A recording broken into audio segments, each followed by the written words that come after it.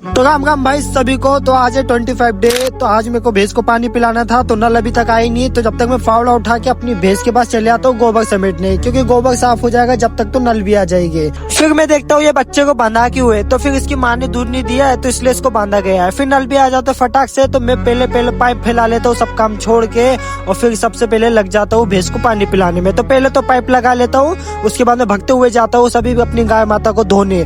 फिर ये भैंस को भी पानी पिला देता हूँ मैं। ऐसे करते करते मैं सभी भैंस को पानी पिला देता हूँ, सभी नहा धो के चकाचक गए। क्यों जी? तो आखिरी में मैं तपेला भर देता हूँ, क्योंकि ये छोटे छोटे बच्चे जो कि पानी पीते गए घूमते हुए। तो अपना काम खत्म हो गया। Thank you.